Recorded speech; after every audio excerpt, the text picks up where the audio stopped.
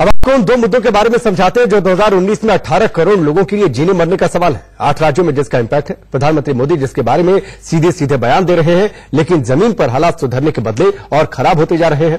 ये मुद्दे क्या हैं और इसका कितना बड़ा प्रभाव 2019 में पड़ने वाला है, उसे समझिए। –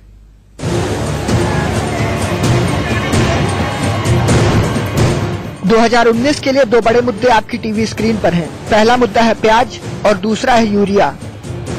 ये दो ऐसे मुद्दे हैं जो 18 करोड़ किसानों से सीधे जुड़े हुए हैं। प्याज का मुद्दा 3 राज्यों में बड़ा है, महाराष्ट्र, गुजरात और पश्चिम बंगाल।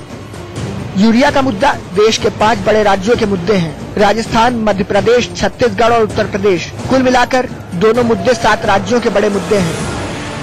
लोकसभा के हिसाब से देखें तो 104 सीटों पर प्याज का मुद्दा है, जबकि 145 सीटों पर मुद्दा यूरिया का है। दोनों को जोड़ दे तो 249 सीटें हो जाती हैं। 272 सीटों पर बहुमत वाली सरकार बन जाती है। अब सोचिए इन दो मुद्दों की कितनी बड़ी अहमियत 2019 के लोकसभा चुनाव में है। दिल्ली में प्याज 20 रुपए किलो है, मुंबई में 18 रुपए किलो, पटना में 20 रुपए किलो, कोलकाता में अच्छी क्वालिटी का प्याज 25 रुपए किलो है।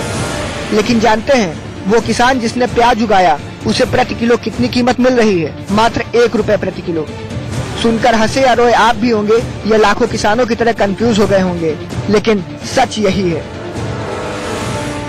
2017 में देश के प्याज उपजाने वाले इलाकों में इसकी बम्पर पैदावार हुई। अमूमन भारत में 2450 टन प्याज हर साल उगाई जाती है, लेकिन पिछले 2 सालों की उपज 1.5 गुनी तक बढ़ गई। पहले कुल पैदावार का 60% तक पश्चिमी राज्यों यानी महाराष्ट्र और गुजरात में उपजाते थे, लेकिन पिछले 4-5 सालों से कर्नाटक, पश्चिम बंगाल और बिहार जैसे राज्य इतना प्याज उगा रहे हैं कि उन्हें पश्चिम बंगाल जैसे बड़े पैमाने पर प्याज निर्यात नहीं करना पड़ता। अब रास्ता यही है कि प्याज को नवंबर के महीने में निर्यात कर दिया जाए। इससे घरेलू खपत से इसका तालमेल बना रहता है, लेकिन इंटरनेशनल मार्केट तक प्याज पहुंचाने का खर्च बढ़ गया है और सरकार की इस प्लानिंग में कहीं न कहीं चूक भी हुई है। तब तक सग्गा प्याज जो पूर्वी भारत में ज्यादा उगाया जाता है वो सामने आ गया और प्याज की मिट्टी पलीत हो गई। सरकार डैमेज कंट्रोल करने में जुटी है, लेकिन ये कितना हो पाता है 2 अलग अलग हफ्ते में पता चलेगा। अब जो दूसरा मुद्दा है वो यूरिया, जिसे आप इस तस्वीर के जरिए समझिए। राजस्थान में यूरिया से लदे ट्रक जैसे ही पहुंच पाए हैं, किसान उस पर टूट पड़ते हैं। मध्य प्रदेश में यूरिया की दुकानों पर लाइन लगी है। छत्तीसगढ़ में यूरिया कालाबाजारी रोकने के लिए छापेमारी हो रही है और अब उत्तर प्रदेश के इटावा में 250 रुपए बोरी वाला यूरिया 400 रुपए में बिक रहा है। हालत यह है कि खुद पीएम ने आज यूरिया का मुद्दा उठा लिया।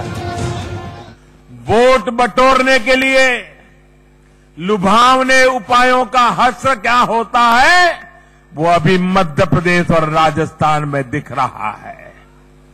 सरकार बदलते ही अब वहां खाद के लिए, यूरिया के लिए कतारें लगने लगी, लाठियां चलने लगी।